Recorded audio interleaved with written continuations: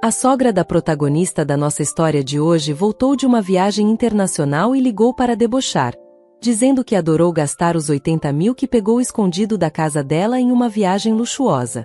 A protagonista ficou chocada. Contudo, há uma verdade oculta sobre esse dinheiro que pode devastar a vida da sogra. Se ela soubesse disso, jamais o teria roubado. Minha vida como Lidiane, uma designer de joias freelance ocupada de 35 anos, querendo filhos, mas sobrecarregada pelo trabalho, é compartilhada com meu marido igualmente ocupado, Gustavo, que originalmente tinha um emprego corporativo. Agora, ele me ajuda a administrar meu crescente negócio de design. No início do nosso casamento, meus trabalhos de design eram escassos e dependíamos muito da renda estável de Gustavo. Agora, com o florescimento do meu negócio, nossos papéis e responsabilidades evoluíram, assim como nossos desafios, incluindo lidar com mal-entendidos familiares inesperados sobre dinheiro. Quando me aproximei dos 33 anos, minha carreira como designer de joias começou a florescer, exigindo uma melhor organização da minha agenda cada vez mais agitada. Sentindo as demandas crescentes do meu negócio, meu marido, Gustavo, que estava bem colocado em sua empresa e no caminho certo para ser promovido, tomou uma decisão ousada, renunciou ao emprego para ser meu parceiro, aplicando suas habilidades de gestão em nossa empresa Joint Venture. Juntos, garantimos contratos com marcas internacionais de prestígio, aprimorando nossas vidas profissionais e pessoais. No entanto, gerenciar o sucesso trouxe um conjunto único de desafios, especialmente envolvendo a mãe de Gustavo, Edith, que morava sozinha na casa da família. Ela via nossas vidas através de uma lente de luxo e frequentemente nos abordava com pedidos financeiros. Vocês parecem estar vivendo tão bem financeiramente. Estou com inveja, ela comentava. Parte da minha função envolvia participar de lançamentos de produtos e jantares com executivos, algo que era rotina, mas Edith via essas obrigações como mero lazer. Seus pedidos se tornaram mais pessoais com o tempo. Vou dar uma festa para meu amigo em breve, você pode me dar algum dinheiro para isso? Ela me pediu em uma ocasião. Embora pudesse parecer que poderíamos facilmente arcar com tais despesas, manter a imagem da nossa empresa era caro e cheio de obrigações que não podíamos ignorar. Não vivíamos no luxo, esses eram aspectos necessários do nosso trabalho. Edith, envolta em inveja e frequentemente sarcasmo, não conseguia entender a natureza de nossas despesas. Vestida de forma impecável, frequentava lugares caros e dizia: "Eu invejo você." Apesar das minhas repetidas recusas, Gustavo, sendo seu filho, ocasionalmente cedia às demandas, argumentando que um pouco de ajuda financeira era um pequeno preço pela paz. Dar a ela um pouco de dinheiro a mantém quieta, então vale a pena, ele argumentava. Achava mais simples acalmá-la do que ter nosso trabalho interrompido. Contudo, as exigências de Edith têm aumentado. Recentemente ela manifestou o desejo de um novo vestido para um próximo evento. Outro dia, ela veio importunar Gustavo, dizendo que queria um terno de 2 peças. Já nos pediu para comprar roupas anteriormente, eu comentei, sugerindo que poderia haver opções mais econômicas. Entretanto, o que Edith deseja certamente não é barato. Ela mencionou que se tratava de uma festa sofisticada e que não queria ser a única vestida com roupas antigas. Além disso, insistiu em uma bolsa combinando, o que nos deixou frustrados para atender aos seus frequentes pedidos. Gustavo já havia configurado um cartão de crédito em nome de Edith, instruindo-a a usá-lo para suas despesas. Inicialmente, ela gastou muito e foi advertida por Gustavo. Embora ele tivesse pedido a ela que nos informasse antes de fazer compras significativas, ela continuou com seus gastos extravagantes. Esse padrão de demandas financeiras deixou Gustavo e eu perdidos, tentando equilibrar o delicado ato de sustentar a família, mantendo a integridade e a sustentabilidade de nossos negócios. Descobri que ela adquiriu um anel requintado. Infelizmente, a conta era exorbitante. Talvez seja melhor devolver o anel. Ela ficou furiosa e não estava disposta de forma alguma a devolvê-lo, mas simplesmente não podíamos arcar com esses custos. Era Gustavo quem gerenciava e pagava as contas. Edith parecia não entender o propósito do cartão de crédito, tratando-o como se fosse um recurso ilimitado. Ela não percebia que cada compra feita eventualmente precisaria ser paga e, como o dinheiro não saía diretamente do seu próprio bolso, continuava a usá-lo livremente, sem reconhecer a necessidade de conter seus gastos. Gustavo decidiu estabelecer um limite de gastos em seu cartão, o que fez com que Edith invadisse nossa casa um dia, frustrada e reclamando. "O que diabos, eu não pude pagar minhas compras outro dia", ela expressou sua frustração. Explicamos que seus gastos excessivos estavam sobrecarregando nossas finanças, o que exigiu a redução de seu limite mensal. "Ainda é o suficiente, certo?", Gustavo perguntou tentando manter um pouco de paz. "Mas vocês dois ainda estão se arrumando para ir a lugares chiques." "Não estou fazendo nada de diferente", Edith protestou, vendo nossas atividades como puramente recreativas. "Isso faz parte do nosso trabalho, Edith. Se isso é um trabalho, então o que estou fazendo não é diferente.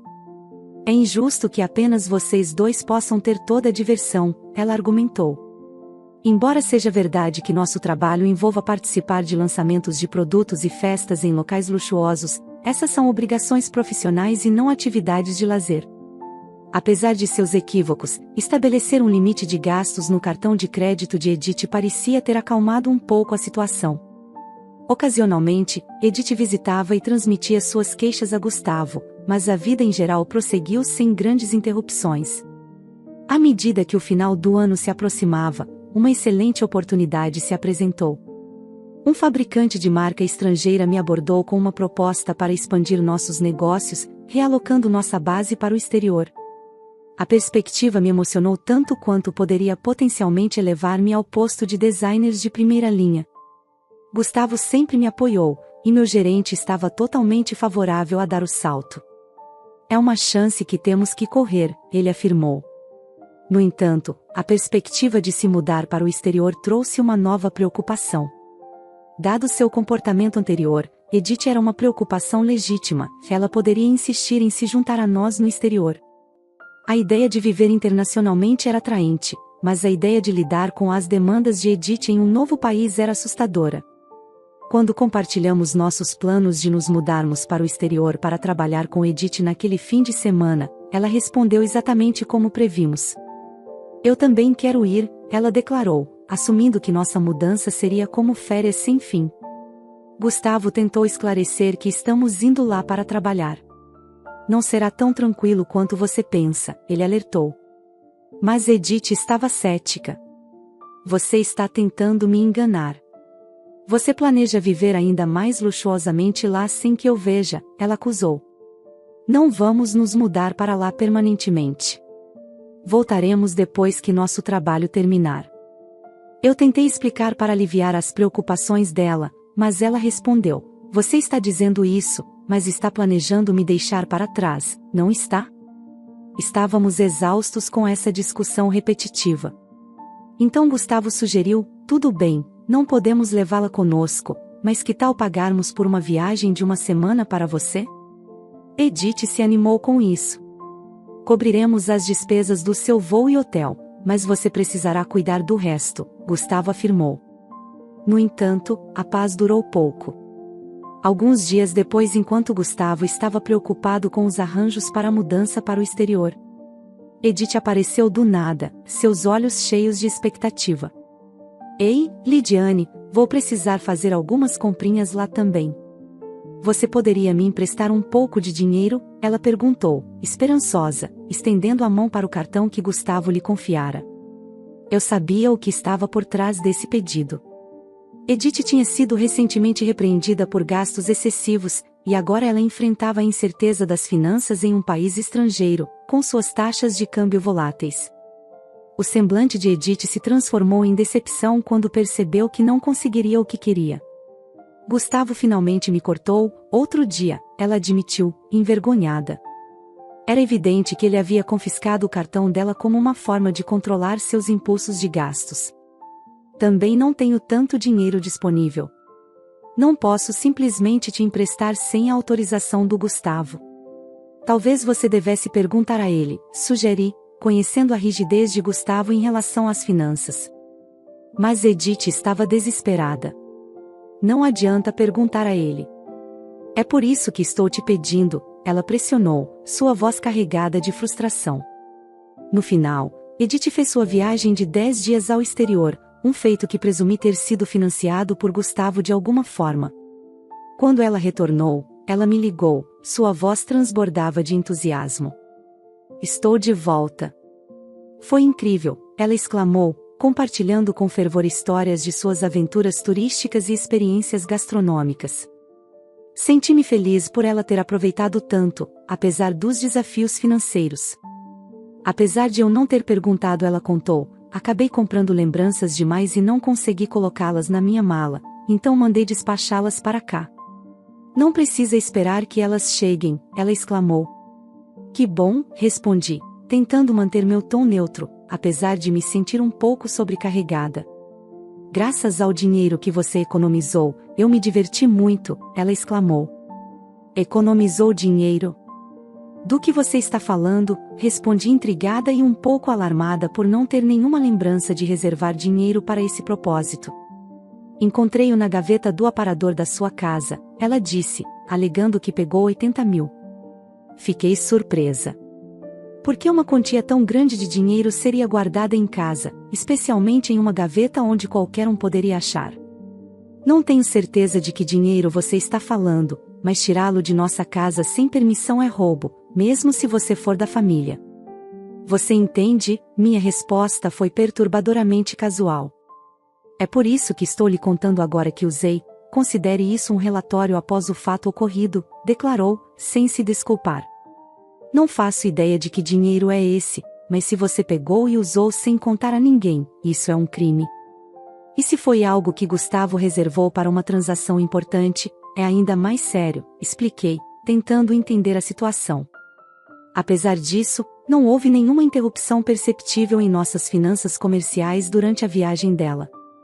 Vocês dois vivem de forma tão extravagante, então por que não posso ter um pouco disso? Pense nisso como se estivesse fazendo um favor para seus pais. Não é uma grande coisa, certo? Ela racionalizou, mostrando um senso de direito difícil de compreender. Uma coisa é pedir ajuda ao seu filho e à esposa dele, mas não é assim que você deve se comportar depois de pegar o dinheiro de outra pessoa, respondi ainda incrédula. Estou feliz que você tenha gostado da viagem, mas terei que discutir isso com Gustavo quando ele voltar. Gustavo vai entender. Afinal, sou a única mãe dele e 80 mil não é muito para ele, ela presumiu, achando que tudo estava bem. Vou passar a mensagem adiante, disse, surpresa com a falta de consciência dela. Mais tarde, naquela noite, quando Gustavo chegou em casa, ele parecia preocupado. Lidiane, você sabe sobre o dinheiro que deixei na gaveta? Ele perguntou com urgência. Há 15 dias, retirei-o da minha conta bancária e agora desapareceu. Guardar uma quantia tão grande em uma gaveta. Você não achou que foi descuidado? Questionei. Eu precisava de dinheiro imediatamente para um pagamento urgente. Você sabe alguma coisa sobre isso? De repente, lembrei da ligação anterior de Edith me agradecendo pelos 80 mil e mencionando o quanto ela se divertiu. Agora sim fazia sentido, era o dinheiro de Gustavo destinado a um propósito crucial. Quando Edith ligou agradecendo pelos 80 mil e dizendo que se divertiu muito com isso. Eu não entendi o que ela quis dizer, até agora. Então era o dinheiro do Gustavo, mas para quê? Por que uma quantia tão grande? Ao tentar entender todo o cenário ao lidar com as ramificações das ações de Edith, eu sabia que era o dinheiro de Gustavo que havia desaparecido, mas o contexto completo ainda não estava claro para mim. Então relatei a Gustavo que descobri que Judith pegou o dinheiro sem nos informar e gastou em sua viagem. Questionei Gustavo sobre por que ele retirou os 80 mil. Eu preciso entender por quê, perguntei, intrigada com a situação. Gustavo começou a explicar a história por trás.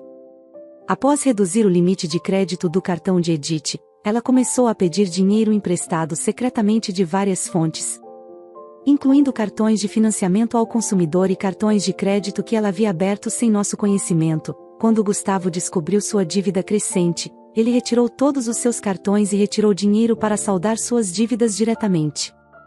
Com o objetivo de contornar o sistema bancário para manter nossas contas comerciais limpas e manter a confiança de nossos parceiros, isso também foi, em parte, um gesto de despedida, pois estamos nos mudando para o exterior e não estaremos por perto para lidar com essas questões para ela.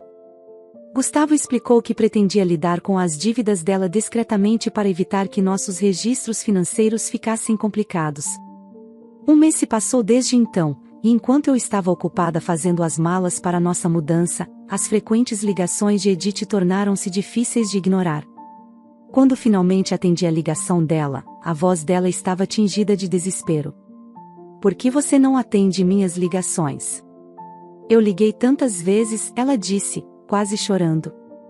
Me desculpe, Edith. Eu estava ocupada com a mudança. O que está acontecendo? Perguntei, tentando permanecer calma e dando a ela uma chance de explicar o lado dela. Não é apenas uma coisa, é tudo. Eles estão pedindo pagamentos quase todos os dias. É demais, Edith confessou, sua voz embargada sob a tensão. Você tentou entrar em contato com Gustavo sobre isso? Perguntei, esperando que ela tivesse procurado a ajuda dele primeiro. Ele parece estar bloqueando minhas ligações. Não consigo falar com ele de jeito nenhum, Lidiane.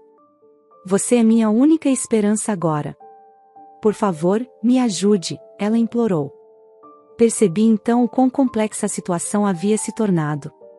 A imprudência financeira de Edith a levou a um labirinto de dívidas e agora, isolada da ajuda de Gustavo, ela estava recorrendo a mim como seu último recurso. Enquanto nos preparávamos para começar uma nova vida em um país estrangeiro, os desafios de lidar com o caos financeiro de Edith se aproximavam, exigindo atenção imediata antes que pudéssemos nos concentrar totalmente em nosso novo começo. Fiquei surpresa com a abordagem drástica de Gustavo em relação à sua própria mãe. Se ele tivesse usado os fundos preparados para liquidar diretamente as dívidas de Edith, esta situação angustiante poderia ter sido evitada. Edith agora estava sobrecarregada com cartas de cobrança e ligações implacáveis de empresas financeiras e credores. Era uma cena que lembrava algo de um filme dramático, algo que eu nunca esperava testemunhar na vida real. Falarei com Gustavo, mas não posso garantir o que ele fará. Um filho deve ajudar sua mãe em apuros, certo? Por favor, pergunte a ele por mim, Edith implorou no final de nossa conversa. No entanto, com nossa iminente expansão de negócios, nossos recursos financeiros já estavam esgotados, e não podíamos nos dar ao luxo de ajudar ainda mais Edith, especialmente considerando que ela havia usado indevidamente o dinheiro destinado a saldar suas dívidas.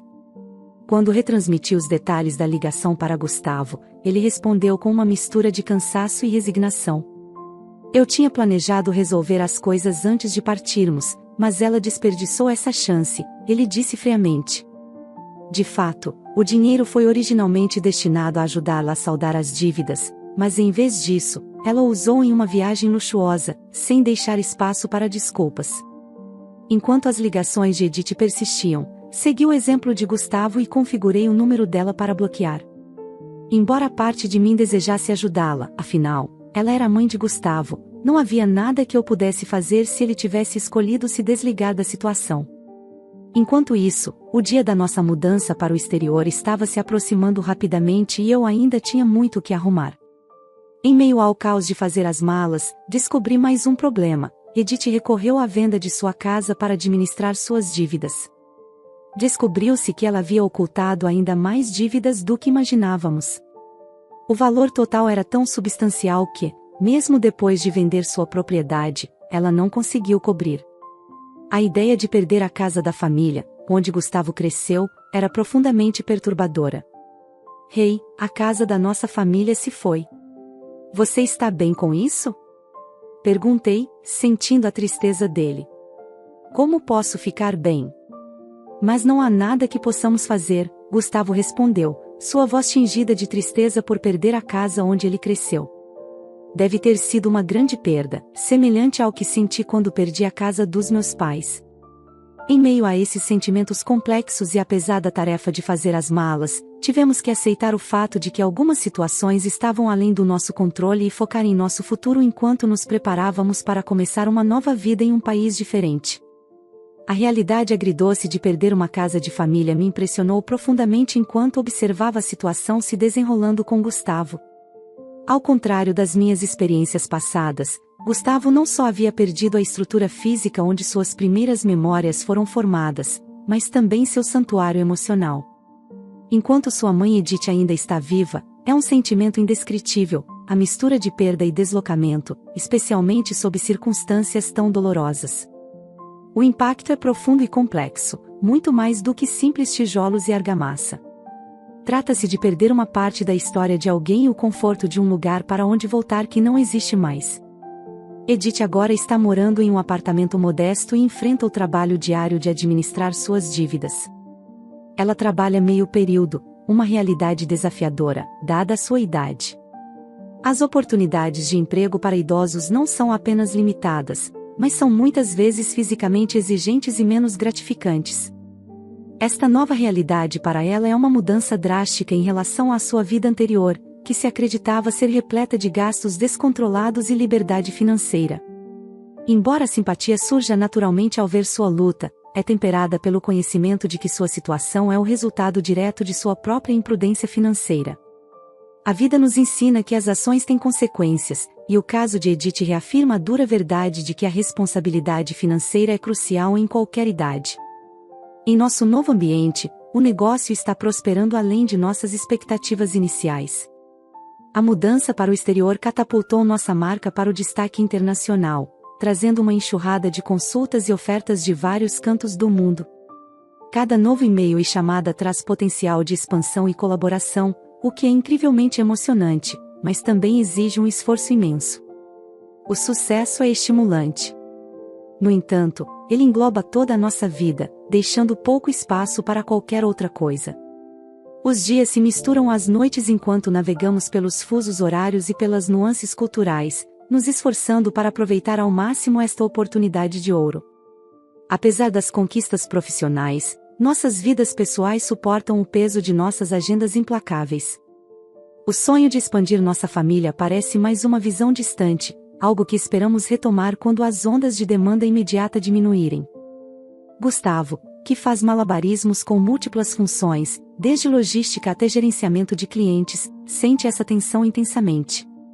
Como parceiros na vida e nos negócios, nos encontramos ponderando sobre o futuro e nossas prioridades, questionando como podemos alinhar nossos objetivos profissionais com nossos desejos pessoais. Enquanto olho para fora da nossa janela do apartamento, observando a paisagem distante, as luzes de neon se desfocam na noite, refletindo o borrão de nossas vidas diárias. É uma vista cheia de promessa e anonimato. É um forte contraste com as ruas familiares que uma vez conhecíamos. Esta cidade vibrante e implacável agora é nossa casa, mas contrasta fortemente com a vida tranquila e estável que deixamos para trás. A complexidade de nossa nova vida é emocionante, mas também assustadora, cheia de tarefas e decisões intermináveis que desafiam a cada passo nesta nova jornada. Muitas vezes me pego refletindo sobre a situação de Edith e as implicações mais amplas de nossas decisões familiares e financeiras. É uma curva de aprendizado contínua. Compreender o quão profundamente interligadas nossas escolhas estão com a estrutura de nossas vidas. Cada decisão, cada sacrifício e cada sucesso moldam não apenas nossas circunstâncias imediatas, mas também o legado que deixamos para trás. À medida que construímos esta nova fase de nossa vida, permanecemos atentos ao delicado equilíbrio entre alcançar o sucesso e manter os relacionamentos que definem quem somos além do nosso negócio. A simpatia surge naturalmente ao ver sua luta, mas é temperada pelo conhecimento de que sua situação é o resultado direto de sua própria imprudência financeira. O caso reafirma a dura verdade de que a responsabilidade financeira é crucial em qualquer época. O que você achou do fato de o casal não ter levado a sogra Edith quando se mudaram? Queremos saber sua opinião sobre isso. Você acha que foi correto deixá-la para trás para sofrer as consequências de suas atitudes? Sim ou não? Deixe seu comentário abaixo. Agradeço por assistir ao vídeo de hoje e espero que tenha gostado. Não se esqueça de se inscrever no canal e ativar as notificações para não perder as próximas histórias. Um forte abraço e até a próxima!